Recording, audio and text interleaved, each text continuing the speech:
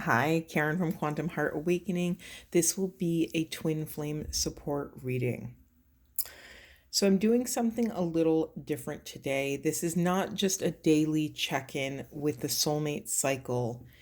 I wanted to be a bit more intentional about this spread, and I wanted to speak into the direct core wounds of each energy. So, commonly for the divine masculine energy, they are working with vulnerability. Divine feminines are working with worthiness.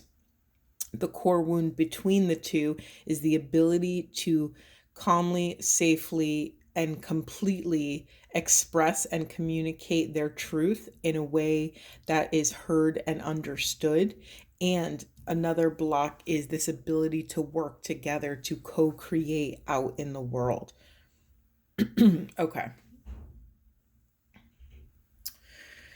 I had to bust out the Carolyn Mace archetype cards because they're heavy hitting cards. So there's a lot of shadow work that's showing up in this reading, and I there was a reason that I felt called to do this within this eclipse cycle. I can feel the energy in my body, in my energy field. It's dense. It's even you can hear it in my voice. Like my voice is a little bit more gravelly. It's a little lower today. And so I honor that this may be a difficult read, both for me to do and also for you to receive. So take everything lightly with a grain of salt, lightly come into relationship with the themes and the ideas that are expressed here. Okay, let's see what's here. I haven't really looked at it and dove into it, so let's drop in. Let's start with the masculine energy. So, divine masculine, what's blocking this new life that you so deeply desire coming in is this block to stepping into this vulnerability. I get the impression here that you already know this, that there is this blind spot when it comes to vulnerability. Your ability to regenerate and manifest and create in this world needs your discernment. And part of that discernment comes from your intuition, and that intuition comes from your inner feminine. So when I think vulnerability, I do think feminine energy. So when you avoid stepping into your own vulnerability, you're also avoiding stepping into your inner feminine. You received the artist archetype card. So the light attributes of the artist archetype. Artists are wonderful at expressing a dimension of life that is just beyond the five senses. They are inspiring others to see life symbolically. This is the light attribute, the positive attribute.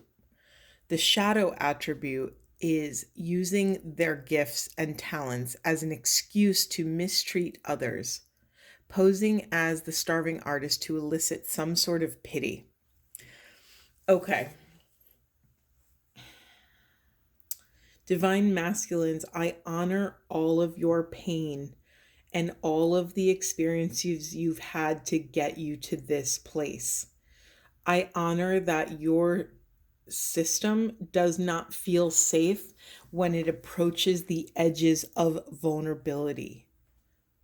Whether this is an egoic illusion and a rattled perception, it is real and it is experienced as real by your nervous system. So I just want to honor everything that has come before this moment and everything that has got you here. Okay, now I want to speak into the shadow of this. It's very easy when we don't want to or we're not able to look directly at the work, at the obstacle, at the pain that is in the way to feeling safe in this vulnerability. It's very easy when we don't want to do something. We sometimes unconsciously and sometimes consciously manipulate a situation so that we gain our desired outcome without having to do the work. And I offer you so much love because the image I'm getting is like, for instance, like kids in school when a bully bullies another kid to do their homework for them using force or intimidation or ridicule. The outcome is the desired outcome, right? They wanted their homework done. But instead of dropping in and studying the books and understanding the lesson and doing the work themselves, they go through all these other experiences and spend all this life force out in the world to manipulate an external situation so that they can get their internal desired outcome.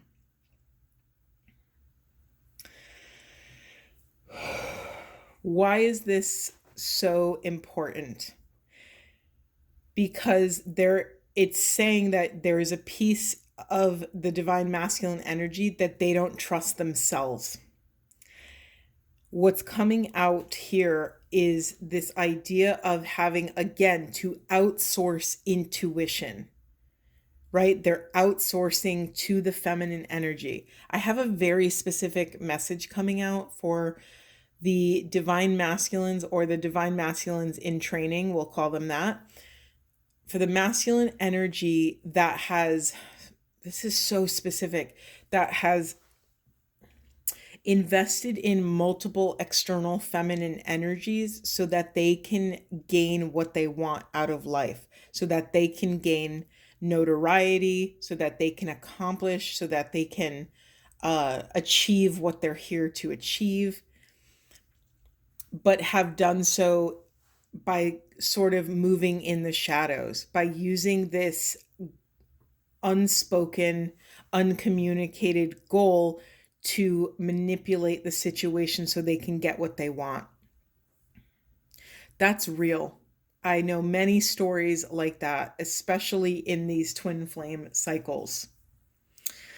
Okay, so we have light in reverse, intuition, base chakra, crown chakra. I mean, all four of these cards are screaming to me that the divine masculine energies will not be able to feel safe and stable and financially secure if they do not embrace their inner feminine. If you do not, I've said this a million times in many different readings, if you cannot embrace your inner feminine, you are quite literally cauterizing yourself off from intuition. When we don't have intuition, we are guessing. We are using our precious life force, and we are guessing on which direction to go in this life. Cauterizing your divine feminine energy, internal or external, is cutting off your pathway to the divine. You are not able to access divine wisdom because you have not embraced your inner feminine. I'm sorry these messages are so pointed, but I called in this level of clarity and directness, and they are coming out a little sharp and pointy. But odds are you've already come into relationship with these ideas and themes. It's just laid out for us in a very blunt way. So if this is too much for your nervous system, please take a break and go ground. Or if you're not ready to hold these messages, turn off the video. I totally honor that we can only handle what our capacity is in the present moment. Okay, I'm not going to speak too much more into each thing. I want to keep it light, and then we can pull more cards and get the nuanced messages later. But I just wanted to keep this very succinct and clear. So just to summarize, divine masculines this energy, and this is divine masculine within and without. Call yourself out to where you're using manipulative tactics to get what you want. When you cut yourself off from your internal feminine, you're cutting yourself off from your heart, from this divine wisdom that will allow you to inform your next steps so that you can walk in the light. When you cut yourself off from your internal feminine, you are quite literally cutting yourself off from the light, from illumination of what is not for you. This does contribute negatively to your foundation. And that has been an important theme for the masculine energy in the last few months. They're constantly working, chopping wood, carrying water, and figuring out how to build their firm foundation for themselves, for their families, for their mission. Okay, divine feminines, let's move on to you. So remember, we're looking through the lens of divine feminines confronting worthiness. I have an incredible amount of compassion and empathy for the feminine energy, that they have struggled, and some of you for the majority of your lives, maybe this entire incarnation and lifetime, that you have not been able to feel at home within self, within your natural feminine energy. It can feel like a merry-go-round, and we're going around and round with this pain, with this insecurity, with these perceptions of unworthiness. The feminine energy received the archetype of the liberator. The light attributes of the liberator are being able to free yourself and others from outmoded beliefs, releasing negative thought patterns. The shadow attribute of this archetype is imposing your own tyranny over those you claim to liberate, ignoring any legitimate constraints.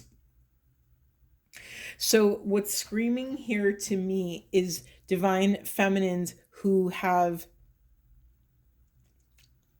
ostracized their internal feminines because this patriarchal society has not created a safe space for you to exist in feminine power. Maybe you've also never ever seen grounded, exalted feminine power in a healthy, successful way.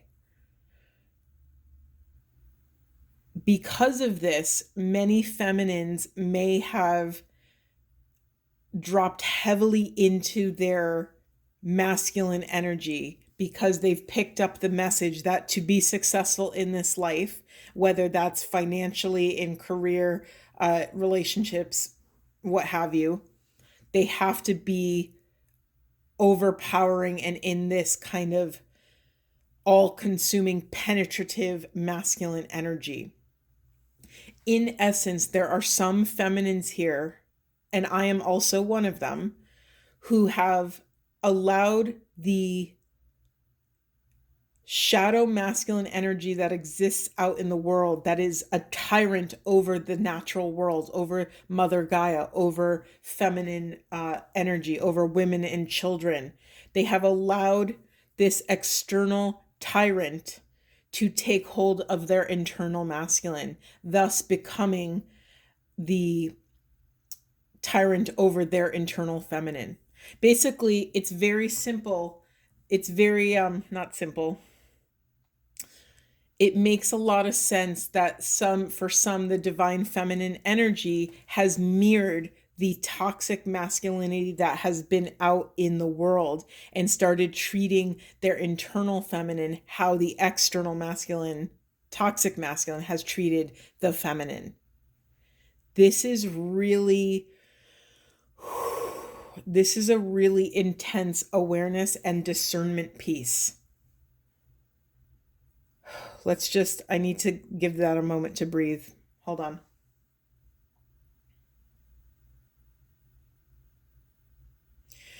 Okay. Just another quick message about that. This could look like ignoring when other people, places, or things, or projects, or when there's been real life 3D boundaries in the world, and feminine energy modeling this kind of tyrant, external, false masculine energy. They've crossed these boundaries, these real life constraints, and in doing so, created much more chaos. This also speaks to this feminine energy crossing their own boundaries, right? Not assessing, not allowing their internal feminine. Sorry, hold on. The energy is just like a vortex in my chest, like right over my heart. It's so fascinating because both energies, feminine and masculine, are struggling to integrate and allow this exalted feminine. It makes sense because there hasn't been room for that on the planet. Yes, of course, it has existed in small pockets, but as a collective, we have not exalted the feminine. We don't have reference points. We don't have the neurological pathways in the brain to walk this path as this exalted feminine and actually create space, create a path so that this exalted feminine can lead with softness, receptivity, divine knowing, wisdom, power. This is so fascinating. Both energies are struggling to integrate and access this exalted feminine. Okay, feminine energy. There's also call yourselves out on where you are not using your solitude wisely.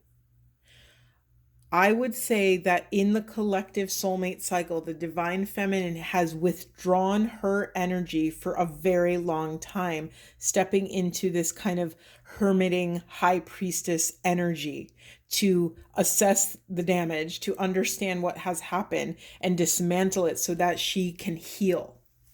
For a select group of you, but mind you, I'm speaking to the core. This is a core wound reading, so I assume it's the majority of us. Call yourself out. Where have you not been using this time of solitude wisely? Where have you not been allowing yourself to allow your inner love to initiate?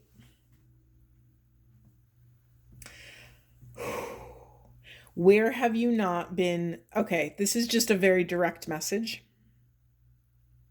Basically, divine feminine energies have not been utilizing their solitude wisely and doing the shadow work they need to do to allow this love to flow through, to allow this worthiness to sink down into the marrow of their bones. There's also a message here about the divine feminines leaving themselves out of this divine mission.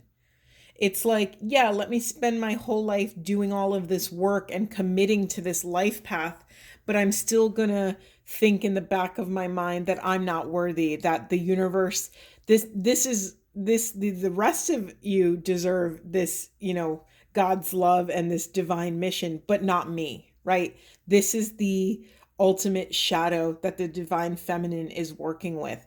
Again, speaking to the soulmate cycle, it's this piece of you don't really believe it, right? I'm going to commit my life. I'm going to invest all my life force in this soulmate cycle, in this divine mission, and creating a legacy of love on the planet. But there's a piece of me that doesn't really believe that I'm actually going to receive this profound love, that I'm not, that everyone else is going to get it. It's okay for them to get it, but you know what? I'm not worthy, but I will commit to the work anyway. That is deeply painful and revealing. So take stock. Is that true for you? Is there a piece of self that doesn't actually believe that you're going to make it through this storm? That's just revealing your next work that you have to do to come into deeper knowing of this love. Because, right, remember, this love isn't this thing that we've concocted in our brains. It's not this destination. It is the journey. And so I think I just said this yesterday. Surrender what you think it's going to look like. Surrender the life that you thought you were going to have so the life that's waiting to come into your consciousness can make its way through. Okay. God, these are so direct. I'm just trying to let the energy dissipate in my system. It's funny, before it was over my heart, and now I'm feeling this vortex over my crown. Like a mini tornado. It feels like that tornado shape. Okay, let's drop into union energy. So the core wound of the union is being able to speak our truth, our authentic truth, to be heard and understood, and able to build this bridge toward intimacy within our internal divine counterpart and our external divine counterpart, and co-create the life that is in alignment with our soul mission here on the planet. Okay, so for our archetypes, we have the shapeshifter and the scribe. The light attribute of the shapeshifter is a skill. They're very skilled at navigating through different levels of consciousness. They have the ability to see the potential in everything. That makes total sense for divine union. The shadow attribute of this is this potential to project any image that serves a personal agenda in the moment.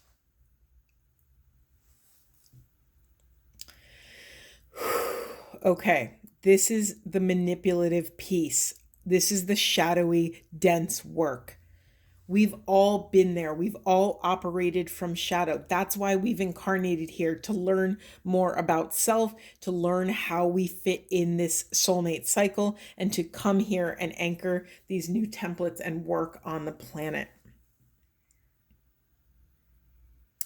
I don't know if I want to say anything more about that other than take its time. Right. So remember, this is the soulmate cycle. So both energies are equally being called to take accountability and responsibility. So call yourself out for where you've been projecting that work onto something or someone external to you. Call your spirit back to your side of the street to assess your own damage. A divine question you can ask yourself at any choice point is, God or the universe or whoever you pray to, show me what I fear to see. Show me, do I have a personal agenda in this? Please reveal my personal agenda in this so I can take even more radical accountability for my actions out in the world.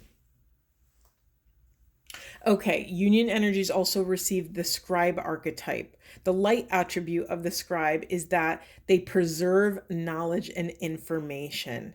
The shadow attribute is they alter facts or plagiarize others' work. Again, this feeds into this idea of taking action for someone's personal agenda to manipulate and access a specific outcome, a personal outcome. Okay, this message is for all of us now.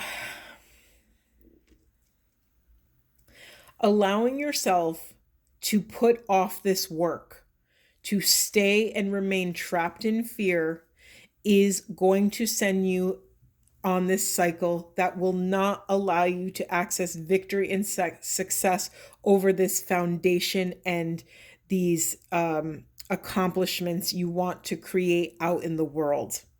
It's just that clear.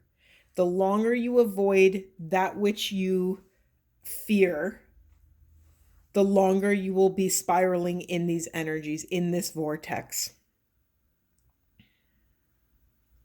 In the unconscious, we have obstacles and challenges, we have a fork in the road, and we have the student. I mean, can it get any more insane and direct than this? So the student archetype, the light attributes are humility and devotion to knowledge, openness to lifelong learning, right? I think all of us here can say that most of us hold this student archetype, because we wouldn't continue to show up, watch these readings, watch other readings, read things about this twin flame soulmate cycle, this divine holy marriage, this alchemical union, if we weren't lifetime seekers of knowledge and wisdom.